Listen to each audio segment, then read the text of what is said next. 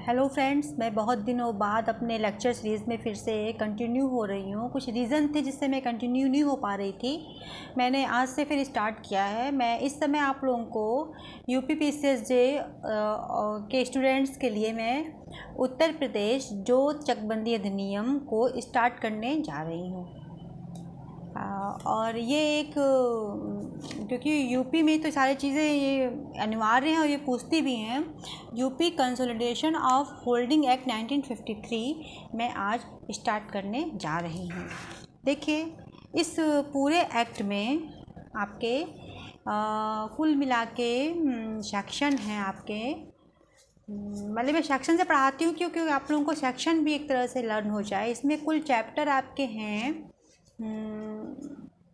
Chapter आपके 5 chapters हैं और 54 सेक्शन हैं। ठीक है, तो मैं पहले आपको इस जोत चकबंदी अधिनियम का मैं आपको पहले उद्देश्य बताती हूँ कि ये कंसोलिडेशन क्यों आया। इसमें 5 चैप्टर्स हैं और 53 सेक्शन है। इसके बाद में एक एक सेक्शन पे या फिर वो सेक्शन जो एग्ज़ामिनेशन में बहुत इम्पोर्टेंस रखता हूँ, उन सेक्शन को मैं आपके सामने ले आऊँगी। देखिए, जोत चकबंदी के उद्देश्य एवं प्रयोजन क्या हैं, क्यों जोत चकबंदी अधिनियम को बनाया गया, इसके पीछे क्या ऑब्जेक्ट है और इसके क्या इसको बनाने का क्या प्रयोजन है।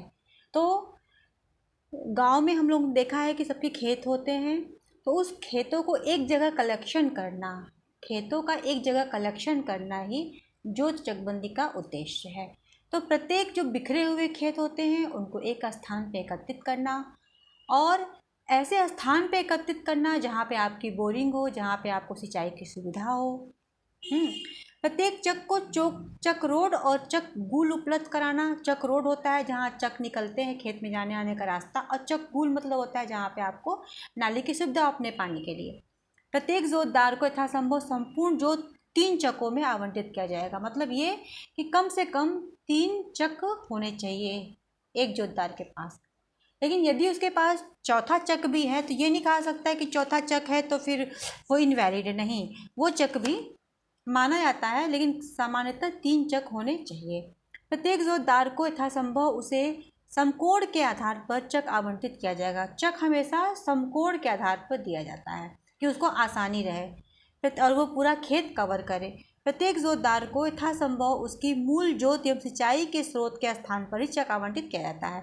किसी भी जोतदार को उड़ान चक के रूप में चक आवंटित नहीं किया। अब आप उड़ान चक क्या होता है? उड़ान चक का ये मतलब होता है कि एक चक यहाँ पे है, थोड़ा सा खेत, थोड़ा सा वहाँ खेत है, थोड़ा ऐसा नहीं। ऐसा माना जाएगा कि उसका एक ही चक में उसके सारे जितने भी उसके, इसे 1 एकड़ का है तो उसमें एक चक बन गया, यानी कि चक बना दिया गया, नहीं कि उसको एक चक यहाँ एक चक यहाँ नहीं। उसका ध्यान रखा जाएगा कि उसको हर चीज़ की सुविधा उपलब्ध हो। कृषि प्रबंधन के समय और धन की बचत भी होगी। अगर हमारे खेत एक पास होंगे, चक हमारे एक होंगे, तो मुझे वहाँ पे हर चीज़ की सुविधा होगी। कृषि प्रबंध में सिंचाई और साधन और कीटनाशक व्यवस्था इत्यादि की भी सुविधा होगी।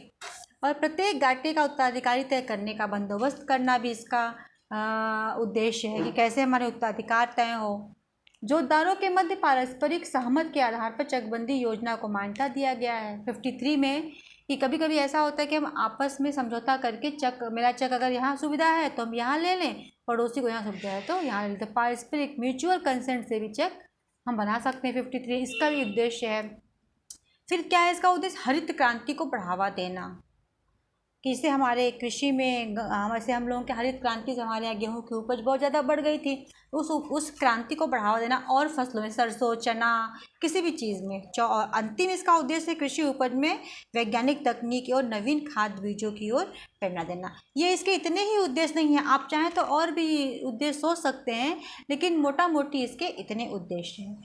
ये रहा आपका ये कंसोलिडेशन एक्ट का उद्देश्य। अब मैं कल आपको इसका सबसे अच्छा सेक्शन 4 मैं कल आपको बताऊंगी। सेक्शन 4 से मैं स्टार्ट करूंगी। सेक्शन 4 से बहुत सारे क्वेश्चन आते हैं। Thank you so much. आप लोग इसी तरह जुड़े रहिए और मेरे चैनल को प्लीज़ सब्सक्राइब करिए, लाइक करिए। Thank you.